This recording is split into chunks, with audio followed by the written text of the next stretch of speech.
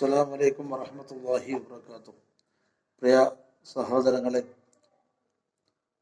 അല്ലാഹു സുബ്ഹാനഹു വ തആല ബഹുമാനിച്ച വസ്തുക്കളെ ബഹുമാനിക്കുക, നിന്ദിച്ച വസ്തുക്കളെ നിന്ദിക്കുക. ഇത് ഇസ്ലാമിനുമായ പ്രധാനപ്പെട്ട ഒരു ഭാഗമാണ്. അള്ളാഹു ബഹുമാനിച്ച വസ്തുക്കളെ നമ്മൾ ആദരിച്ച് ബഹുമാനിക്കുക തന്നെ വേണം. അള്ളാഹു നിന്ദിച്ച വസ്തുക്കൾ നിന്ദിച്ച് തന്നെ കാണും. അല്ലെങ്കിൽ നമ്മുടെ ജീവിതത്തിന്റെ താളം വരെ തെറ്റാൻ, ജീവിതത്തിന്റെ റൂട്ട് വരെ പിഴക്കാൻ അത് കാരണമായി തീരും എന്നാണ് മുൻകാല ചരിത്രങ്ങളിൽ നിന്നൊക്കെ നമുക്ക് കിട്ടുന്ന പാഠങ്ങൾ. അവസാനം ആഖിബത്ത് കേടായി മുർത്തദ്ദായി മരണപ്പെട്ടു പോകേണ്ട ഒരു അവസ്ഥയിലേക്ക് കാര്യങ്ങൾ നീങ്ങും. നമുക്കറിയാം, വാദാദിലുള്ളതായ ഒരു മഹാപണ്ഡിതനെ പഠിക്കുന്ന 3 വിദ്യാർത്ഥികൾ കാണാൻ പോകുന്ന ചരിത്രം നമുക്കറിയാം. ഒന്ന് ആരുമല്ല, നമ്മുടെ ബഹുമാനപ്പെട്ട മൊയ്‌ദി ശൈഖ് തങ്ങളാണ്. മറ്റു ഈ മൊയ്‌ദി ശൈഖ് തങ്ങളോട് കൂടെ പഠിക്കുന്ന ഇബ്നു സക്ക എന്ന് പറയുന്ന വിദ്യാർത്ഥി, മറ്റൊരു വിദ്യാർത്ഥി. ഇങ്ങനെ 3 വിദ്യാർത്ഥികളാണ് ബാഗ്ദാദിലുള്ളതായ വലിയതായ ഒരു വലിയനെ കാണാൻ വേണ്ടിയിട്ട് അവർ പുറപ്പെടുകയാണ്. പോകുന്ന വഴിക്ക് ഇബ്നു സക്ക പറഞ്ഞു, ഞാൻ അദ്ദേഹത്തെ ചോദ്യം ചെയ്ത് ഉത്തരം മുട്ടിക്കും. അബ്ദുൽ ഖാദർ ജിലാനി എന്ന് അവിടുന്ന് പറഞ്ഞു. അബ്ദുൽ ഖാദർ എന്ന് പറഞ്ഞ കുട്ടി പറഞ്ഞു, ഞാൻ ഉത്തരം മുട്ടിക്കാനും അദ്ദേഹത്തെ ചോദ്യം ചെയ്യാനും അദ്ദേഹത്തെ നിരീക്ഷിക്കാനും ഒന്നും ഞാനില്ല. ഞാൻ അദ്ദേഹത്തെ കണ്ട് ദുആ ചെയ്യിപ്പിക്കുക, അദ്ദേഹത്തെ ബർക്കത്ത് നേടി എടുത്ത് തിരിച്ചു പോരാനാണ് ആഗ്രഹിക്കുന്നത് എന്ന് പറഞ്ഞു. അങ്ങനെ 3 പേര് യാത്രയായി. 3 പേരും അവിടെ എത്തി. മഹാന്റെ സവിധത്തിൽ എത്തിയപ്പോൾ തന്നെ അവർ ആ മഹാന്റെ വാതിൽപ്പടിക്കൽ എത്തിയിട്ടുള്ളൂ. മഹാൻ സൂക്ഷിച്ചു എന്ന് അവരെ നോക്കി, സസൂക്ഷ്മമാരെ വീക്ഷിച്ചതിന് ശേഷം പറഞ്ഞു, ഇബ്നു സക്കയുടെ മുഖത്ത് നോക്കി പറഞ്ഞു, മകനെ, നിന്റെ ഭാവി വളരെ അപകടത്തിലാണ്, നിനക്ക് ദുഷിച്ച ഭാവിയാണ് കൈവരാനുള്ളത് എന്ന് മുഖത്ത് നോക്കി തന്നെ പറഞ്ഞു. അബ്ദുൽ ഖാദർ എന്ന് പറയുന്നതായ മകനോട് പറഞ്ഞു, നീ വലിയ ഒരു ആലിമും ആബിദും മാത്രമല്ല, വലിയ വിലായത്തിന്റെ പദവി നിനക്ക് അലങ്കരിക്കാൻ കഴിയും എന്ന് പറഞ്ഞ് ദുആ ചെയ്തു കൊടുത്തു. കാലങ്ങൾ മുന്നോട്ട് പോയി. അവർ 2 പേരും തിരിച്ചു പോന്നു. ബഹുമാനപ്പെട്ട അബ്ദുൽ ഖാദർ എന്ന് പറയുന്ന മൊയ്‌ദി ശൈഖ് തങ്ങള്, നമുക്കറിയാം, അള്ളാഹുവിന്റെ ഔലിയാക്കളുടെ നേതാവായിട്ട് മാറുകയാണ്. അതേസമയത്ത് ഇബ്നു സക്ക വലിയ പണ്ഡിതനാവുകയൊക്കെ ചെയ്തു. പക്ഷേ അദ്ദേഹത്തിന്റെ പാണ്ഡിത്യത്തിന്റെ മികവ് കൊണ്ട് കൊട്ടാരത്തിലേക്ക് വരെ അദ്ദേഹത്തെ ആനയിക്കപ്പെട്ടു. അങ്ങനെ കൊട്ടാരത്തിൽ കിടക്കുന്ന രാജകുമാരിയെ അദ്ദേഹത്തിന് കാണാൻ ഇടവരികയാണ്. രാജകുമാരിയെ കണ്ടപ്പോൾ അദ്ദേഹത്തിന്റെ മനസ്സിൽ മോഹം ഉദിച്ചു, രാജകുമാരിയെ കെട്ടാൻ. അങ്ങനെ ഇബ്നു സക്ക രാജാവിനോട് സമ്മതം ചോദിക്കുകയാണ്, മകളെ കെട്ടിച്ചു തരാൻ. അപ്പോ ക്രിസ്ത്യാനിയായ രാജാവ് ഇബ്നു സക്കയോട് പറഞ്ഞു, നിങ്ങൾ ക്രിസ്തുമതം സ്വീകരിക്കണം. ക്രിസ്തുമതം സ്വീകരിച്ചെങ്കിലേ നിങ്ങൾക്ക് എൻ്റെ മകളെ ഞാൻ കല്യാണം കഴിച്ചു തരുകയുള്ളൂ എന്നായി.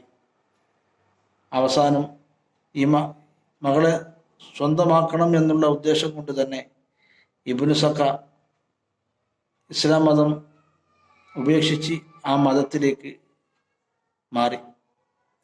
ഈ സന്ദർഭത്തിൽ അങ്ങനെ അവർ 2 പേരും കൊട്ടാരത്തിൽ ഇബ്നു സക്ക സന്തോഷത്തോടു കൂടി ഇങ്ങനെ ജീവിച്ചു പോരുന്ന അവസരത്തിലാണ് ഒരിക്കൽ രോഗം വരുന്നത്. രോഗം വന്ന്, മാറാരോഗം വന്ന് ആകെ ശരീരമെല്ലാം തളർന്ന് ജീർണിച്ച് വാസനിക്കുന്ന ഒരവസ്ഥയിലേക്ക് എത്തിയപ്പോൾ രാജാവും അവിടെയുള്ള പരിവാരങ്ങളും ഒക്കെ പാടെ കൂടിയിട്ട് ഇബ്നു സക്കയെ റോഡിൻ്റെ അരികിലേക്ക് തള്ളി കൊട്ടാരത്തിന് പുറത്താക്കി. ഇബ്നു സക്കയാവട്ടെ അവിടെ കിടന്ന് വളരെ ശോചനീയാവസ്ഥയിൽ അവിടെ കിടന്ന് ഭക്ഷണമൊന്നും ഇല്ലാതെ, ശുശ്രൂഷിക്കാൻ ആളുമില്ലാത്ത രൂപത്തിൽ ആ റോഡിന്റെ സൈഡിൽ കിടന്ന് മുർത്തദ്ദായി മരണപ്പെട്ടു പോവുകയാണ്.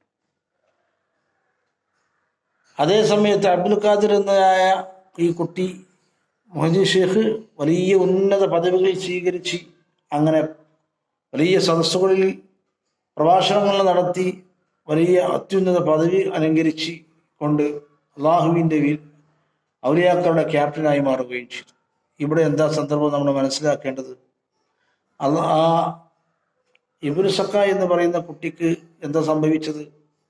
അദ്ദേഹം ആ വ്യക്തിയെ പരീക്ഷിക്കാനും ചോദ്യം ചോദിച്ച് ഉത്തരം മുട്ടിക്കണം എന്നുള്ള ദുരുദ്ദേശത്തോടു കൂടിയായിരുന്നു പോക്ക്. അബ്ദുൽ ഖാദർ എന്ന് പറയുന്ന ഈ മകന്റെ ഉദ്ദേശം ബർക്കത്ത് നേടലും ദുആ ചെയ്യിപ്പിക്കലും. അപ്പോൾ ഔലിയാക്കളുമായിട്ട് നമ്മൾ ഔലിയാക്കളെ തരം താഴ്ത്താനോ ഇകഴ്ത്താനോ നമ്മൾ നിന്നാൽ, പണ്ഡിതന്മാരെ ഇകഴ്ത്താനും അവരെ കുറ്റം പറയാനും നമ്മൾ നിന്നാൽ നമ്മളാണ് നശിക്കുന്നത് എന്നുള്ള ബോധം നമ്മൾ ആദ്യം തിരിച്ചറിയണം. ആരെയും നമ്മൾ കുറ്റം പറയണ്ട, ആരെയും നമ്മൾ കുറ്റം പറയിക്കേണ്ടതില്ല. എല്ലാവരും നമ്മളെക്കാളിലും ഉഷാറാണ്, നമ്മളാണ് മോശം എന്നുള്ളതായ മനസ്ഥിതിയാണ് നമ്മുടെ മനസ്സിൽ വേണ്ടത്. ആ താഴ്മയുണ്ടാകുമ്പോഴേ നമുക്ക് വളർച്ച ഉണ്ടാവുകയുള്ളൂ. അപ്പൊ ഇൻഷാ അള്ളാഹു സുബ്ഹാനഹു വ തആല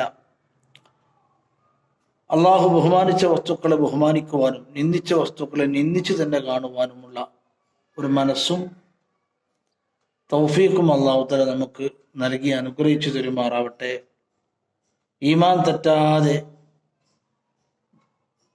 പരിപൂർണ ഈമാൻ തെറ്റാതെയുള്ള ജീവിതം അള്ളാഹു തആല നമുക്ക് നൽകി അനുഗ്രഹിച്ചു തരട്ടെ.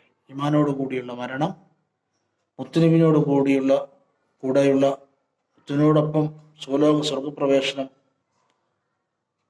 ലഭിക്കാൻ ഉതകുന്നതായ അമലുകളും ചെയ്ത് നമുക്ക് മുന്നോട്ട് പോകണം. അള്ളാഹു അതിനൊക്കെ തൗഫീഖ് നൽകട്ടെ. ആമീൻ.